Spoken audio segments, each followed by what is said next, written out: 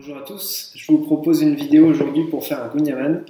Je rappelle que le kouign-amann, c'est pas une pâte à croissant, c'est à la base une pâte à pain qu'on vient ensuite tourer avec du beurre et du sucre. Les proportions, c'est assez simple, c'est 1 kg, enfin pour s'en rappeler, après la recette change un petit peu, mais on part sur 1 kg de farine, 1 kg de sucre, 1 kg de beurre. Comme ça, il n'y a pas de problème. Pour commencer, on va donc pétrir notre pâte avec 200 g de farine, 140 g de lait, 5 g de sel, 4 g de levure et 20 g de beurre. On va faire un pétrissage de 3 minutes en première et 6 minutes en deuxième, et on viendra bassiner après par la suite avec 30 g de lait délicatement enfilé. Il faut que notre pâte sorte à 23 degrés. On mettra 1 heure de pointage, un rabat, puis 12 heures au frigo. Donc là, c'est parti pour le pétrissage.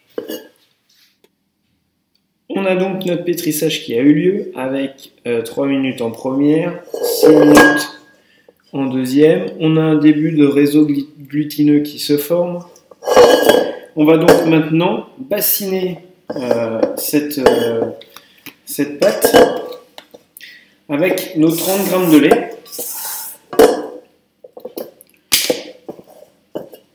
Donc j'ai fait une TB à 60 au départ, hein. Température de base à 60. Et donc enfilé, je vais venir incorporer mon lait.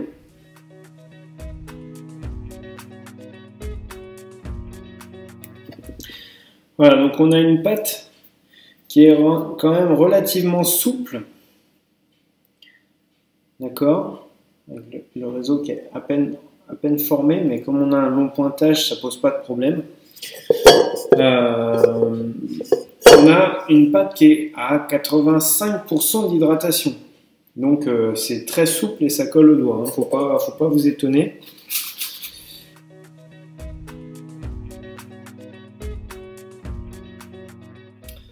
Là, on est donc parti pour un pointage d'1 heure à température ambiante.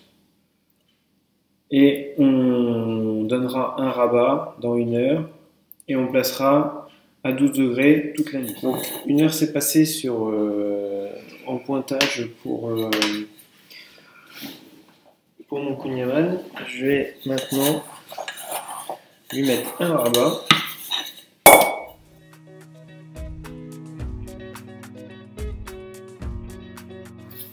Et là, on va le remettre en cul de poule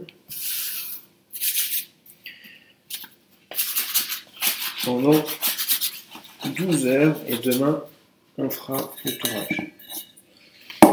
Donc là, je vais filmer et le remettre au four. On va donc continuer en préparant notre beurre de tourage. 160 g de beurre, 160 g de sucre dans lequel j'ai mis une gousse de vanille et j'ai gratté. Donc ça, je l'ai préparé hier, donc ça... Le sucre était au contact de la vanille toute la nuit, dans une boîte fermée hermétiquement. Et donc ça, on va le faire tourner à la feuille, histoire d'incorporer le sucre à notre beurre, et après on va l'abaisser entre deux feuilles.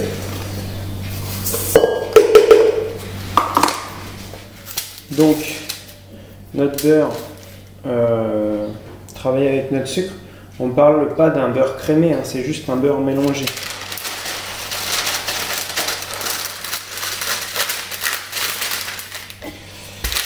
Et on va abaisser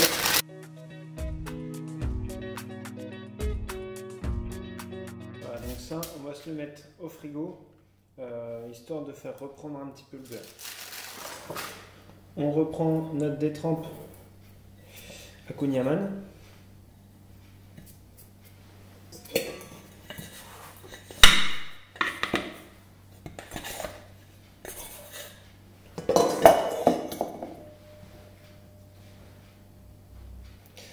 Et on va venir l'abaisser.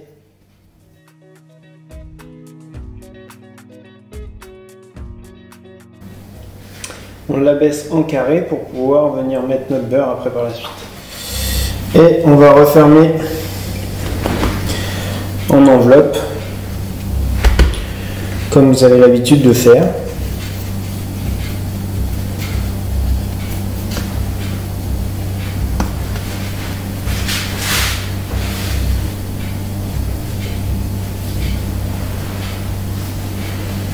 Puis maintenant, on va donner un tour simple et un tour double à notre pâton.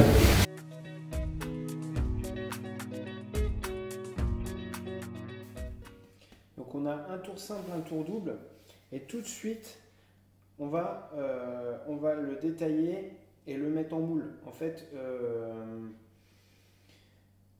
ça sert à rien d'attendre, puisque sinon le sucre qui est à l'intérieur avec le beurre, il va se transformer en sirop avec l'eau du beurre, il va absorber l'eau du beurre, il va se transformer en sirop, et du coup ça va pas nous faire quelque chose de très bien.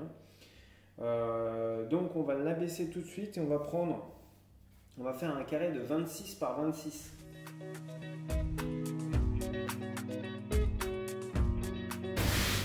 On va maintenant ramener les angles. Alors certains, moi quand j'étais en Bretagne, il fallait tout le temps mettre du sucre. Ils touraient leur pâton dans le sucre, et avant de le façonner, ils mettaient une petite couche de sucre à l'intérieur, quelques noix de beurre encore, mais c'est pas forcément nécessaire. Et on replie comme ça, et comme il y a à peine assez de sucre, on en remet une petite couche de ce côté-ci. Et donc ce pâton-là, on va venir le mettre dans un moule de 22 cm. Alors moi c'est un très vieux moule, hein. Donc je le chemise avec une feuille de papier cuisson, parce que j'ai pas d'autre moule. Si vous avez un moule en flexipan en plastique rouge là, plastique souple, prenez-le, hein, parce que du coup ça sera plus facile à démouler. Moi pour faciliter la chose, j'ai mis une feuille de papier cuisson. Le beurrer, c'est pas forcément nécessaire, parce que vous allez voir qu'en le faisant, il est gorgé de beurre, le pâton, donc du coup ça sert à rien de beurrer le moule. Le beurre va ressortir, ça devrait pas coller.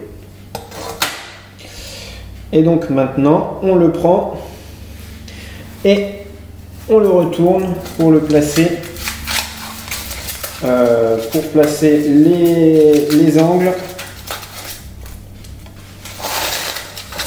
le côté plié à l'intérieur.